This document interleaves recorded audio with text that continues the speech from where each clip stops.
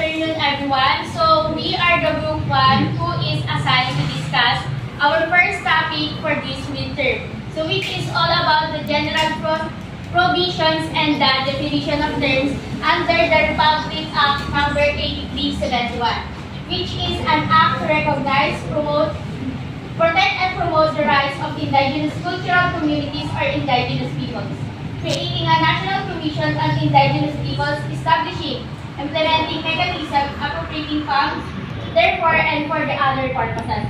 So this is the Philippine law that is recognized and promotes the rights of indigenous peoples or the indigenous cultural communities. So this law acknowledges the unique status and the contributions of the IPs on their society that is seek to ensure that has active participations in decision making that is focuses on their society. So general provision section 1. So this act shall be known as the Indigenous People Rights Act of 1997. So these sections, it is our foundations as a legal framework established by the IPRA law to safeguard the rights and the welfare of the IPs here in our country. So section 2 naman, declarations of state policies. So this state is emphasize the recognitions and the promotions of the IPs to their ancestral domains, human rights, social justice, and cultural inclusivity. So in highlights of this, it is talking about the importance of respecting the customary laws, traditions, and the inclusivity of their culture.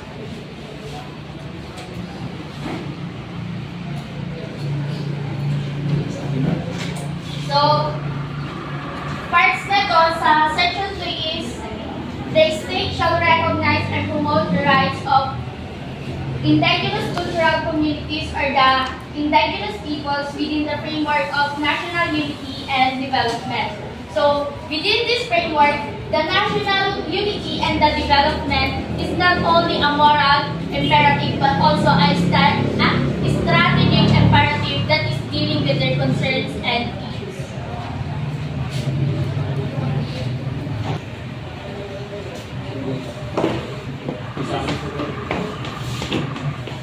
The state shall protect the right of ICC and IPs to their ancestral domain to ensure that their economic, social, and cultural well-being and shall recognize the applicability of customary laws governing property rights or relations in determining the ownership and extent of ancestral domains. This statement essentially means that the government is responsible for ensuring that the indigenous community have the right for the traditional lands known as the ancestral domain. Ancestral domain is pagmayari ng mga indigenous people like lands. Upang tiyakin ang kanilang kabuhayan sa ekonomiya, lipunan at kultura, kinikilala rin nito ang mga tradisyonal na batas at komunidad kung sino may-ari at saklaw ng kanilang ancestral domain. The state shall recognize, respect, and protect the rights of ICC IPs to preserve and develop their culture, tradition, and institution. It shall consider this right in the formulation of national laws and policies. This statement means that the government must acknowledge, honor, and protect the rights of ICC and IPs to maintain and enhance their cultures, traditions, and system. Additionally, the government must take this right into account when creating laws and properties. Essentially, it's about respecting and supporting the uniqueness of cultural identities and practices of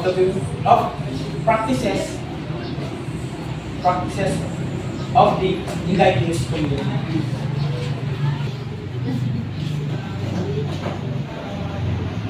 So, shall guarantee the members of indigenous cultural community and indigenous peoples regardless of sex shall equally enjoy the full measure of human rights and freedoms without distinctions or discriminations. So, in this part, it is crucial for for several reasons. For example, for their human dignity. So, all individuals shall be access.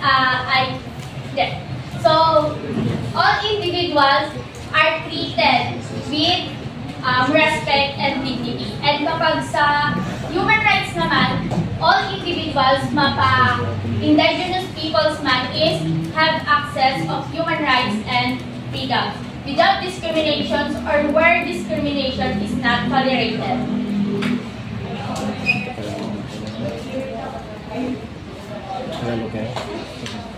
Mas mawata mo yun. Letter E, the state shall take measures with the participation of ICC IPs concerned to protect their rights and guard this respect for their cultural integrity and to ensure the members of ICC IPs benefit on an equal footing from the rights and opportunities which national laws and regulations grant to other members of the population. This statement essentially means that the government must work together with the ICC and IPs, and ensure they have the same access to opportunities and benefits as other people in the country. It's about respecting and protecting the uniqueness of indigenous cultures while also ensuring fairness and equality in opportunities and all for citizens.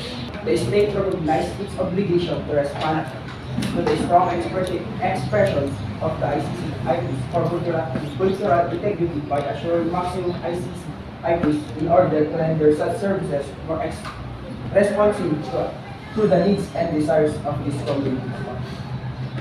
This statement essentially means that the government is responsibility for respect and support.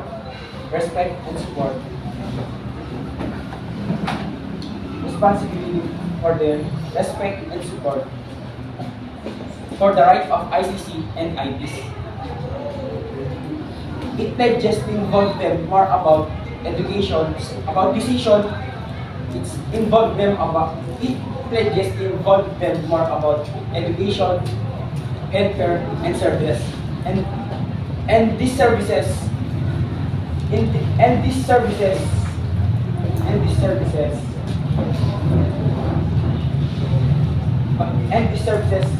must meet the specific needs and preferences of the community.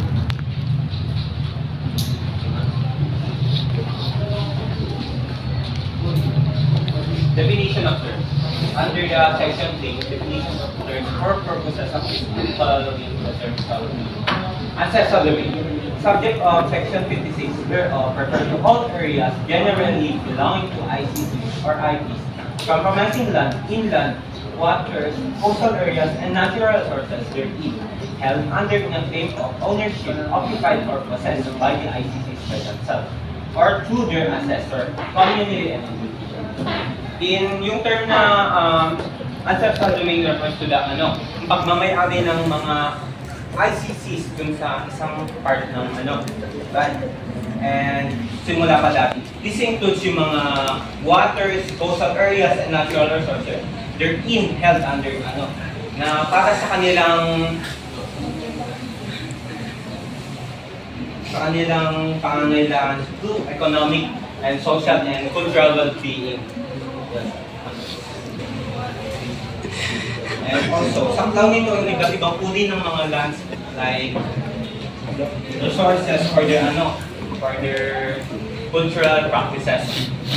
Ancestral land, subject to section 56 whereof refers to the lands occupied, possessed, and utilized by individuals, families, and clans who are members of the ICCs since time of immemorial by themselves or through their predecessors in interest under place of individual or traditional group. Dito naman is naka-refers to the specific land or specific parcel of land na pagmamayari ng mga ICCs and or IPs. Kasama dito yung mga simula pa nung since immemorial. The state shall recognize, respect, and protect the rights of ICCs and IPs to preserve and develop their cultures and traditions and institutions. Shall consider the rights in the domain formulation of national. Dapat isaalang-ala at sinalang ng Estado ang karapatan ng ICCs at IPs upang mapaunlad ang kanilang kultura at tradisyon. The state shall guarantee that members of the ICCs and IPs, regardless of sex, shall equally enjoy the full measures of human rights and freedoms without distinction or discrimination. Dito naman is, dapat walang diskriminasyon. Anumang kasarian mo babae man o lalaki, o ano pa man yan, ay may karapatang pagtawa at kalayaan or sinasabi nilang human rights. Communal claims refers to claims on land, resource, and rights thereon belonging to the whole community within a defined territory. Ito ay tungkol sa karapatan ng mga komunidad sa kanilang lupa at yaman. Ito ay para mapalaran ng kanilang kultura at kalikasan. Summary law.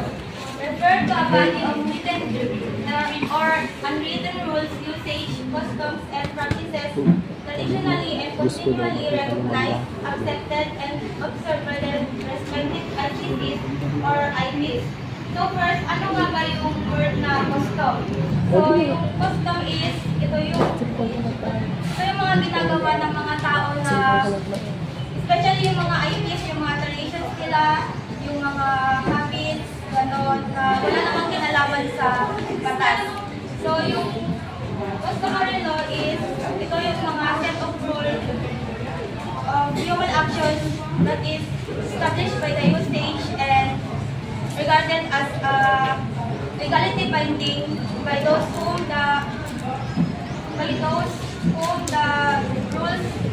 are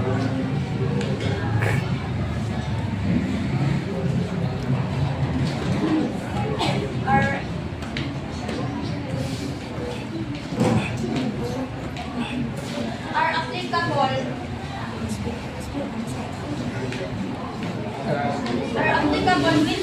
which are adopted by the courts and applied it as sources of law.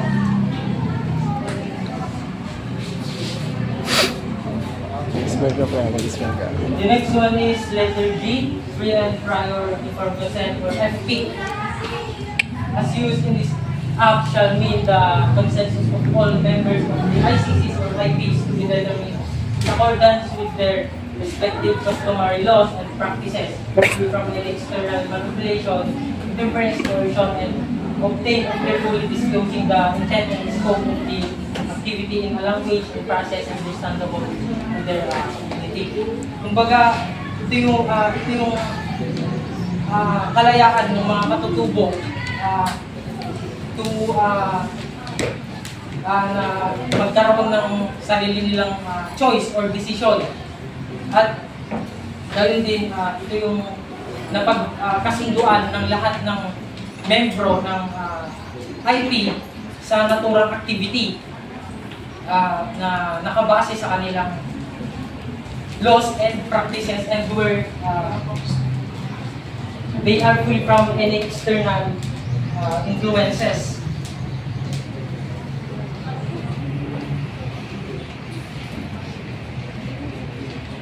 And kaya ito prior kasi nga ito yung karapatan ng mga katutubo natin na i-accept or i-refuse yung activity na sa palagay nila ay pwedeng maka-apekto sa kanilang lands and resources.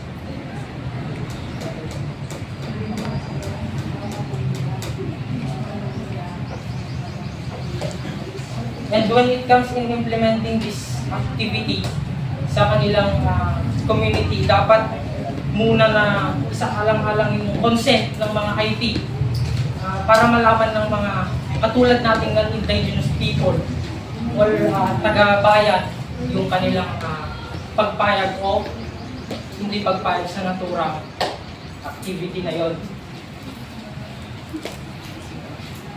And sunod ay yung letter H, indigenous cultural communities, ICCs or IPs, indigenous people. Refer to a group of people or homogeneous societies identified by set ascription and ascription by others. Kumbaga, ito yung grupo ng mga IP na kinikilala nila yung kanilang sarili bilang parte o bahagi ng community na yon. And at the same time, tayong mga non-indigenous people, kinikilala natin sila bilang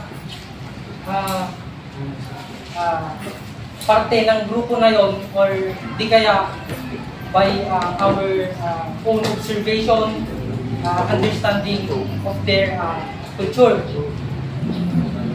For example, sa mga igorot, meaning people from the mountains, yun nga, nakatira sila sa mga bulubunduking lugar. At tayo namang mga indigenous people, ang pagkakakilanlan natin sa kanila, which is yung pagkakakilala natin sa kanila, ay mga taong bundok o taga-bundok. And who have continuously live as organized community or communally bounded and defined territory, and who have under claims of ownership since immemorial, occupied, possessed, and utilized such territories. Yun nga, since time immemorial, ito yung mga past na nangyari na sa loob ng maraming century, which is bago pa man dumating yung Spanish colonization, ay nandun na yung mga IP sa area ngayon para i-occupy as their territory or own ancestral domain. Tulad na lamang nung pagdating nila Ferdinand Magellan at ng kanyang kasamahan sa Guzawa Island noong March 28, 1521, which is pinamumunuan yun ni Raja Colombo, na kung saan ito yung kanyang territory. Kumbaga, yun nga, territory niya. And sharing common bonds of language, customs, traditions, and other distinctive cultural traits. It is a group of IPs who share their cultural identities in order to build a relationship with other group of people, para magipagkaisa, kumbaga. And yun nga, sa pamamagitan ng kanilang pakikipag salamuha sa ibang grupo ng mga tao, ay they share their language, customs, traditions, and their unique aspects of cultural traits, tulad ng kanilang pananamit, o di kaya yung way nila sa pagtugtog ng mga instruments. The next one is the indigenous political structure. Refer to organizational and cultural leadership systems, institutional relationships, patterns, and processes of decision-making and participation identified by ICCs or IPs, that was but not limited to Council of Elders, Council of Timuays, Bodong Elders, or any other tribunal or body of similar nature. Which is, dito kasi sa Pilipinas, ito yung political structure ng ating mga IP na kung saan ito yung ginagamit nila sa kanilang pamamahala sa kanilang community. For example, sa Council of Elders, sila yung member or maybe leader ng isang organization na kung saan sila yung namamahala, mini-maintain or di kaya minamanage nila yung kanilang culture and tradition, at especially sila yung nagpro-provide ng mga payo sa bawat member ng community. And sa Timuays naman, sila yung mga grupo ng mga IP din na taga Mindanao at napili bilang leader sa kanilang community and for them to rule and promote justice, peace, and order. And lastly, sa bodong holders, they are the one who hold their traditional peace packs called bodong. Kumbaga ito yung rules and regulations nila sa kanilang community na kung saan ito yung magbibigay sa kanila ng peace. And at the same time, kaya pa nilang maaayos o ma-resolve ba yung mga alitan sa kanilang community.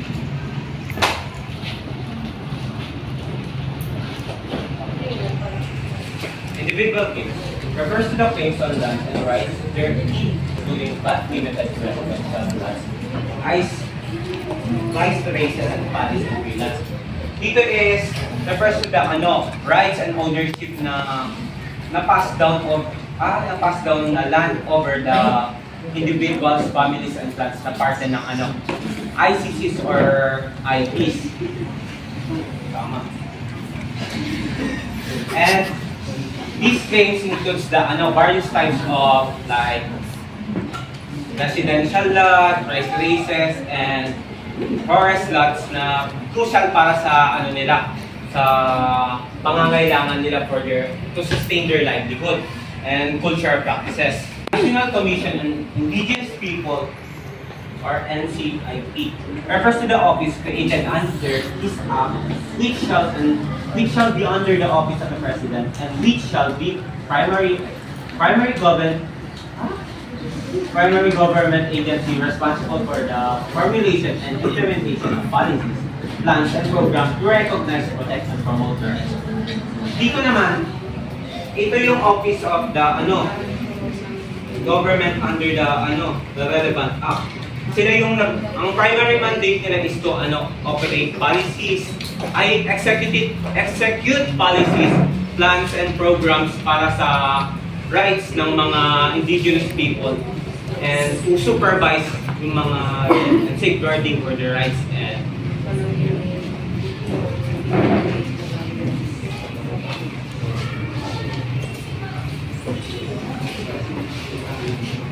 So for people organization naman, it refers to a private, non-profit, voluntary organization of members of an ICCs, IPs, which is accepted as representative of such ICCs or IPs.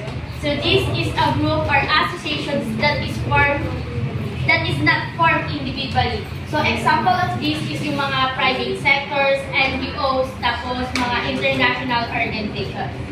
So sustainable traditional resources rights naman refers to the rights of ICCs or IPs to sustainably use, manage, protect, and conserve a land, air, water, and minerals, plants, animals, and other organisms, collecting, picking, hunting grounds, sacred sites, and other areas, economic, ceremonial, and aesthetic value in accordance with their indigenous knowledge, beliefs, systems, and practices.